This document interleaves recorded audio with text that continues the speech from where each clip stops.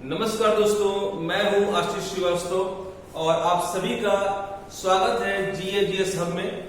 आज हम एक ऐसे मुद्दे पर बात करने वाले हैं, एक ऐसे टॉपिक पर बात करने वाले हैं जो कि एग्जाम के पॉइंट ऑफ व्यू से बहुत ज्यादा इंपॉर्टेंट होने वाला है। चाहे वो UPSI का एग्जाम हो, चाहे वो UPSC का हो, चाहे वो PCS का हो, चाहे वो हम बात करें लेखपाल का हो, चाहे वो आने वाले जो भी एग्जाम होंगे उन सभी के लिए बहुत ज्यादा इंपॉर्टेंट होने वाला है। इससे एग्जाम में क्वेश्चन डेफिनेटली पूछता है। ठीक है, तो आज हम इस टॉपिक पर बात करने वाले हैं और उस टॉपिक का नाम क्या है भाई?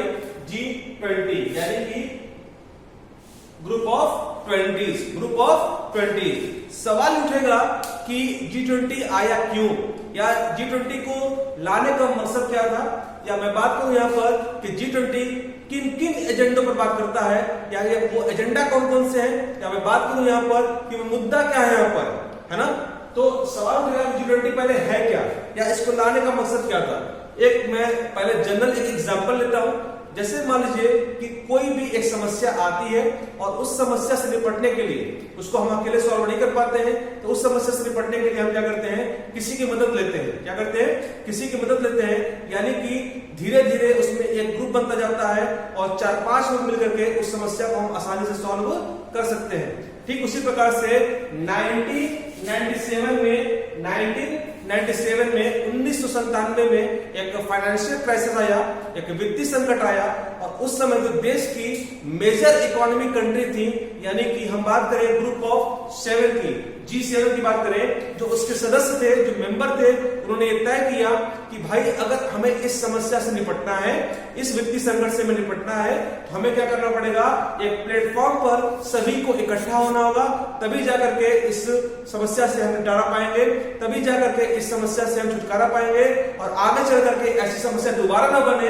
इन तमाम तरह के मुद्दों पर हम यहाँ पर बात करते हैं। जी हाँ, हम बात करें कि जब 1997 में फाइनेंशियल क्राइसिस आया, उस समय जो देश के फाइनेंस मिनिस्टर होते थे, यानी कि वित्त मंत्री, और जो देश के सेंट्रल बैंक, यानी कि जैसे हमारे देश का सेंट्रल बैंक है RBI, और उसके गवर्नर और डेप्यूटी गवर्नर की मीटिंग होती थी, और उस मीटिंग के दौरान ये तय करते थे कि इस समस्या से कैसे हम निपटे। लेकिन अब जब 2008 में एक ग्लोबल क्राइसिस आया, उस ग्लोबल क्राइसिस से निपटने के लिए तमाम तरह के जो इसके मेंबर्स थे उनकी संख्या बढ़ी, और यहाँ पर बात करें तब जाकर के जो देश के लीडर थे वो भी इसमें हिस्सा लेने लगे, पार्टिसिपेट करने लगे इसकी मीटिंग में। जैसे हमारे देश के लीडर है मिस्टर या सर नरेंद्र मोदी जी भी जो है यहाँ पर पार्टिसिपेट करते हैं। एक्सटर्नल अफेयर मिनिस्टर यानी कि विदेश मंत्री, वो भी यहाँ पर पार्टिसिपेट करते हैं। यानी कि हम कह सकते हैं यहाँ पर कि अब जो है सिर्फ फाइनेंस मिनिस्टर पार्टिसिपेट नहीं करते हैं।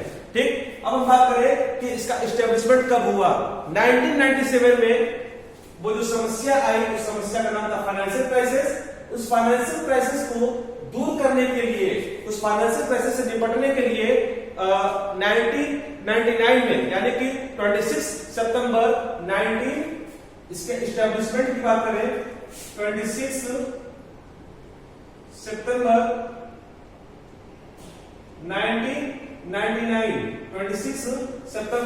1999 को G20 की स्थापना की जाती है।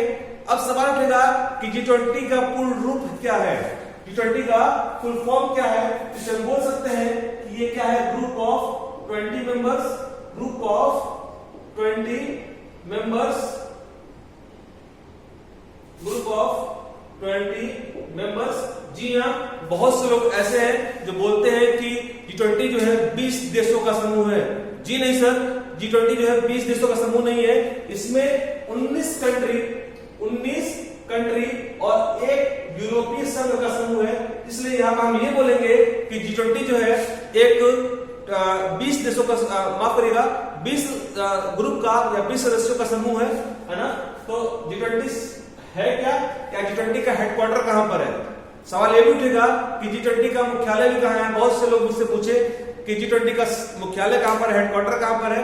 तो मैं आपको बता दूं यहाँ पर कि G20 एक फोरम है भाई। फोरम का मतलब क्या होता है समझिएगा। फोरम का मतलब होता है कि there is no legally binding. कहने का मतलब यहाँ पर यह है कि लीगली बाइंडिंग मतलब कोई भी कानूनी बंधन नहीं है। कानूनी बंधन का मतलब है कि यहाँ पर कोई परमानेंट इसका सदस्य नहीं है, यानी कि ये कोई संगठन नहीं है, और संगठन नहीं है, परमानेंट सदस्य नहीं है, तो जाहिर सी बात है कि इसका कोई मुख्यालय भी नहीं होगा, यानी कि G20 का हेडक्वार्टर भी नहीं है भाई, है ना। अब सवाल उठेगा इसके समिट के बारे में, इसके सम्मेलन के बारे में बात करें। यहाँ पर अक्सर एग्जाम में क्वेश्चन पूछता है कि G20 का अगला सम्मेलन कहां पर होगा, 21 में कहां होगा, 22 में कहां होगा, 23 में कहां होगा, या मैं बात करूं आपसे कि 20 में कहां पर हुआ है, या मैं बात करूं आपसे 19 में कहां पर हुआ था। ऐसे क्वेश्चन पूछ लेते हैं एग्जाम में आपसे, है ना। तो मैं बात करूं यहाँ पर G20 के सम्मेलन की यानी कि समिट की, इसका सम्मेलन हुआ था सऊदी अरबिया में, सऊदी अरबिया में हुआ था, और जिसकी कैपिटल है रियाद, इसकी कैपिटल है रियाद, और रियाद में इसका सम्मेलन हुआ था यहाँ पर मेरे भाई। और मैं बात करूं यहाँ पर इसकी थीम क्या थी, थीम था realising opportunities of the 21st century for all, 21st century for all, ये इसका थीम था 2020 का। 2021 में कहां समिट होगा, 2021 में जो आपका समिट होने वाला है, अगर हम बात करें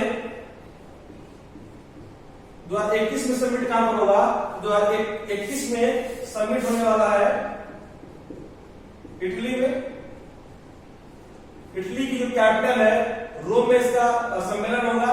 2022 की बात करें तो 2022 में पहले इंडिया में होने वाला था, लेकिन अब इसको पोस्टपोन कर दिया, टाल दिया गया है। अब ये होगा जाकर कहां पर, इंडोनेशिया में। कहां पर होगा, इंडोनेशिया में। इंडोनेशिया की जो कैपिटल है, इंडोनेशिया की जो कैपिटल है जकार्ता, जकार्ता में इसका सम्मेलन होगा। अब हम बात करें यहाँ पर 2023 में कहां पर होगा, तो 2023 में सर यानी कि 2023 में कहां पर होगा, तो हमारा प्यारा भारत यानी कि हम बात करें यहाँ पर इंडिया में इसका सम्मेलन होने वाला है, यानी कि प्रेसिडेंसी की बात करें 2023 में वो भारत के पास रहने वाली है ना। तो ये हमारे 3 सम्मेलन है, ये आपसे एग्जाम में क्वेश्चन पूछ सकता है, ये बहुत ज्यादा इंपॉर्टेंट है।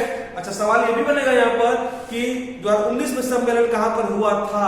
2019 में सम्मेलन की बात करें यहाँ पर, तो 2019 में सम्मेलन की बात करें तो हुआ था आपका जापान में। जापान में कहा, ओसाका में इसका सम्मेलन हुआ था। अब सवाल उठेगा यहाँ पर कि G20 में क्या जो इसके सदस्य हैं सिर्फ वही पार्टिसिपेट करते हैं? जी नहीं, ऐसा बिल्कुल भी नहीं है। इसमें कुछ विशेष तौर पर निमंत्रण मिलता है, जैसे कि कुछ स्पेशल इन्विटेशन भी होते हैं जो इसके सदस्य नहीं है। जैसे कि अगर बात करें स्पेन हर बार इस मीटिंग में पार्टिसिपेट करता है। चिली हो गया, घाना हो गया, हम बात करें जॉर्डन हो गया, हमेशा पार्टिसिपेट करते हैं इसके मीटिंग में। अब सवाल उठेगा कि G20 में जो है किन किन एजेंडों पर बात होता है, वो एजेंडा क्या है, वो मुद्दा क्या है। अगर हम बात करें यहाँ पर कि उस एजेंडा के बारे में, वो एजेंडा क्या है मेरे भाई, अगर हम बात करें वो एजेंडा क्या है, तो वो एजेंडा 2 प्रकार के होते हैं। वो एजेंडा 2 टाइप्स के होते हैं। एक है आपका फाइनेंशियल ट्रैक और दूसरा आपका है शेरपा ट्रैक। फाइनेंशियल ट्रैक और शेरपा ट्रैक में है क्या, मैं समझा रहा हूं आपको। फाइनेंशियल ट्रैक की बात करें यहाँ पर, तो यहाँ पर हम बात करेंगे फाइनेंशियल क्राइसिस की, यानी कि वित्तीय संकट की। फाइनेंशियल क्राइसिस की यानी कि वित्तीय संकट की। हम बात करें यहाँ पर फाइनेंशियल इंक्लूजन की, वित्तीय समावेश की। फाइनेंशियल इंक्लूजन यानी कि वित्तीय समावेश की हम बात करें यहाँ पर, अगर देखा जाए तो फाइनेंशियल इंक्लूजन हो गया। और हम बात करें यहाँ पर फाइनेंशियल रेगुलेशन की भी बात करें, फाइनेंशियल रेगुलेशन की बात करें यहाँ पर। दूसरा हमारा है socio economic issues. Socio economic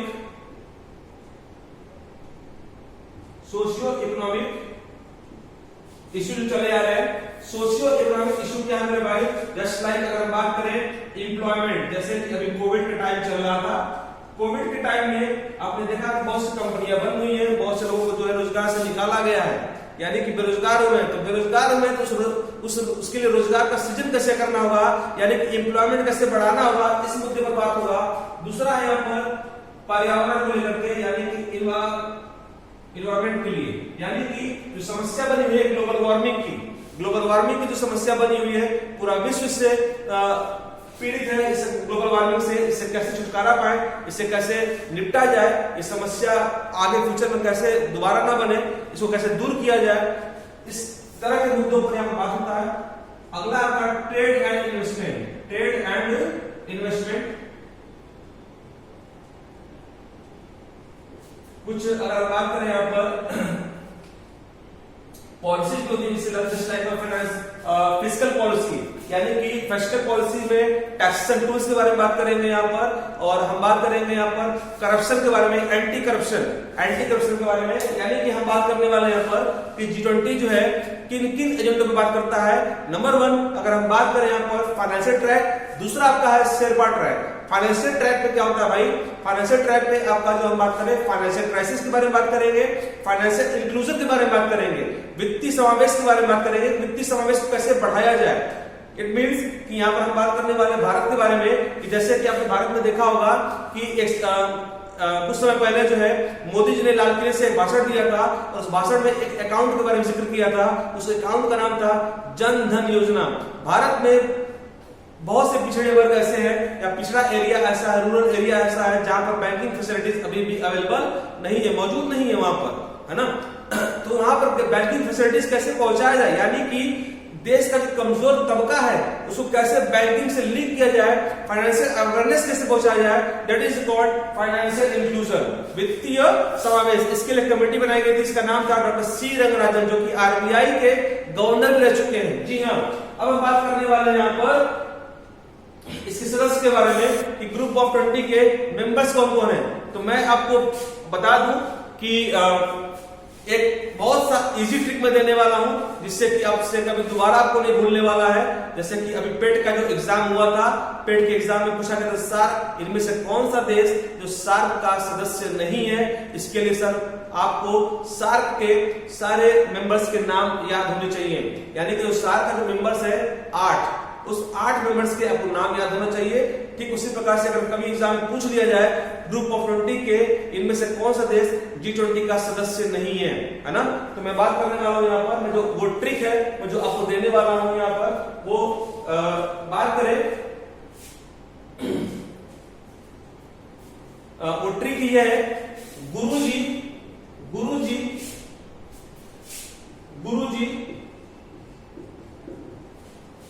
Sita अब एसएससी एफसीआई में जॉब करती हैं,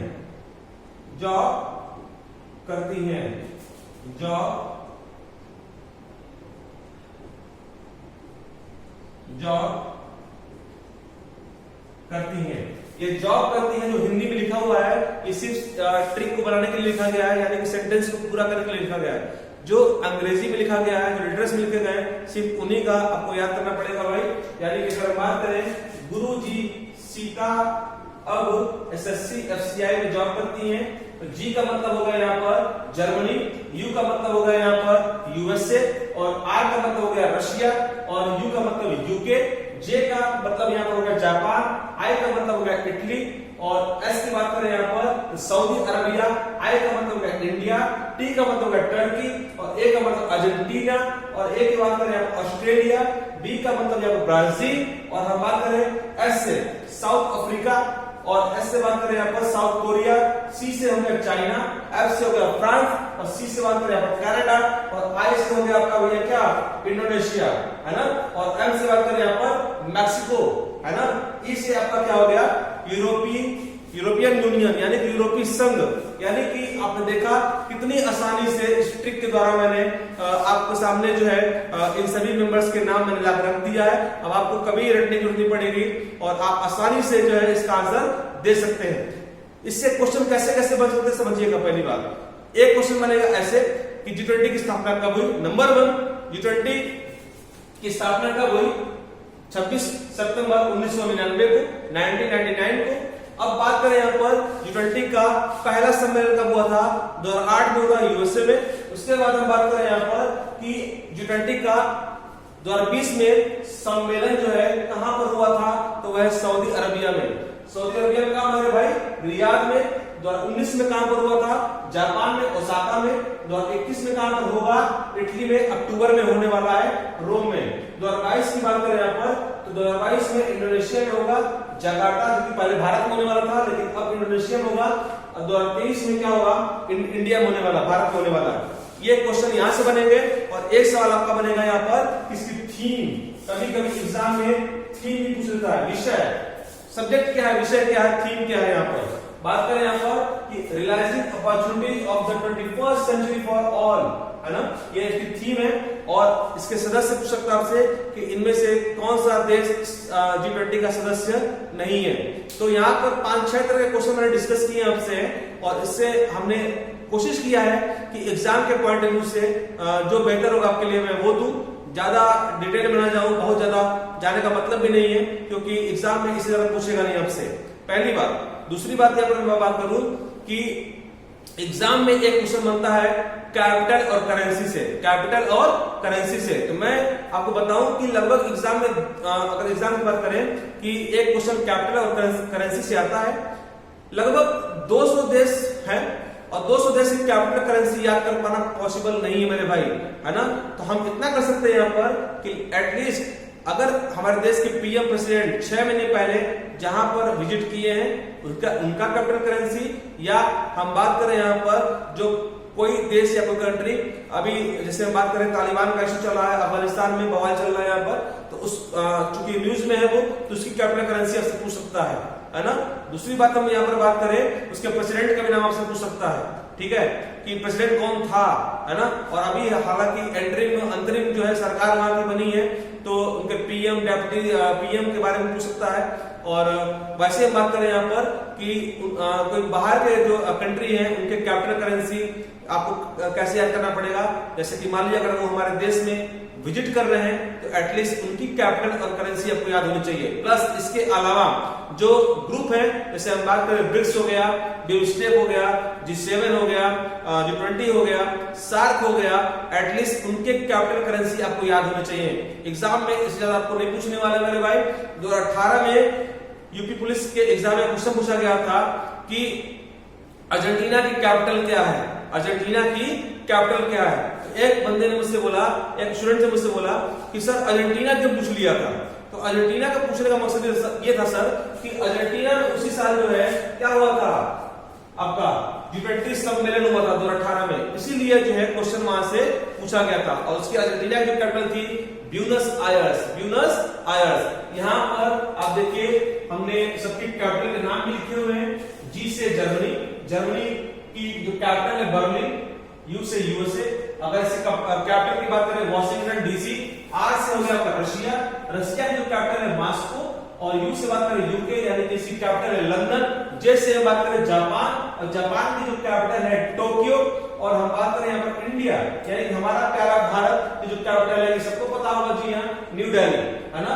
अब हम बात करें एस से सऊदी अरबिया। सऊदी अरबिया में याद रखिएगा 2020 में सम्मेलन हुआ था, 2020 में सम्मेलन हुआ था, याद रख रही है यहाँ पर। और कहां पर हुआ था मेरे भाई, रियाद हुआ था। कहां पर हुआ था, रियाद में, जिसकी कैपिटल है यहाँ पर। अब हम बात करें यहाँ पर आई से इटली, इटली की जो कैपिटल है रोम, इटली की कैपिटल है रोम। और 2021 में जो सम्मेलन होने वाला है वो होगा इटली में। कहां पर होगा, इटली में होगा, जी हाँ, इटली में होने वाला कैपिटल, इटली में इसका सम्मेलन होगा और इसकी कैपिटल है रोम। हम बात करें टी से टर्की, टर्की की जो कैपिटल है अंकारा। और हम बात करें यहाँ पर ए से अर्जेंटीना, जो कि जैसा मैंने आपको बता चुका हूं कि 2018 में सम्मेलन G20 का यहाँ पर हुआ था और इसकी कैपिटल है ब्यूनस आयर्स। और ए से आपका ऑस्ट्रेलिया, और ऑस्ट्रेलिया की जो कैपिटल है सर कैनबरा। यहाँ पर बात करें बी से आपका ब्राजील, और ब्राजील की जो कैपिटल है ब्राजीलिया, जी हाँ। एस से साउथ अफ्रीका, साउथ अफ्रीका की देखा जाए तो 3 कैपिटल है, एक लेजिस्लेटिव, एग्जीक्यूटिव और जुडिशियल। एग्जीक्यूटिव कैपिटल की बारे में बात करें, इसकी एग्जीक्यूटिव कैपिटल है प्रिटोरिया। और लेजिस्लेटिव की बात करें तो इसकी कैपिटल है केप टाउन। और अगर हम बात करें जुडिशियल कैपिटल के बारे में तो इसकी कैपिटल है ब्लॉमफोंटेन, जी हाँ। अब हम बात करने वाले हैं यहाँ पर एस से, एस से यहाँ पर साउथ कोरिया, साउथ कोरिया के आगे यहाँ चले सी से आपका चाइना, और चाइना की जो कैपिटल है सर बीजिंग, जी हाँ। एफ से बात करें यहाँ पर फ्रांस, और फ्रांस की जो कैपिटल है पेरिस। सी से हो गया आपका कनाडा, और कनाडा से आपकी जो कैपिटल है भैया ओटावा, आई से इंडोनेशिया, और इंडोनेशिया की कैपिटल है जकार्ता। आपको याद रखना होगा कि अगला जो सम्मेलन होगा 2022 में जी हाँ 2022 में जो सम्मेलन होगा वो कहां पर होने वाला है? इंडोनेशिया में। इंडोनेशिया की कैपिटल कहां पर? जकार्ता में इसका सम्मेलन होगा। और एम से आपका मैक्सिको, यानी कि इसकी जो कैपिटल है मैक्सिकन सिटी। जी हाँ, अगर इसमें किसी भी तरह का आपके मन में डाउट होता है तो जी हाँ आप मेरे उस पे कमेंट पे जाइएगा, और वहां पर अगर लगेगा आपको इसमें कुछ और भी बेहतर हम कर सकते हैं या कोई और भी कंटेंट इसमें डाल सकते हैं तो वहां पर कमेंट बॉक्स में जरूर लिखिएगा। दूसरी बात यहाँ पर मैं आपको बताने वाला हूं कि आगे चल करके मैं धीरे धीरे हर एक इकोनॉमिक ग्रुप को लेके आने वाला हूं, जिससे एग्जाम के पॉइंट ऑफ व्यू से जो कि आपके एग्जाम के लिए बहुत ज्यादा इंपॉर्टेंट होने वाला है। तब तक के लिए सर धन्यवाद, नमस्कार, ओके, थैंक यू।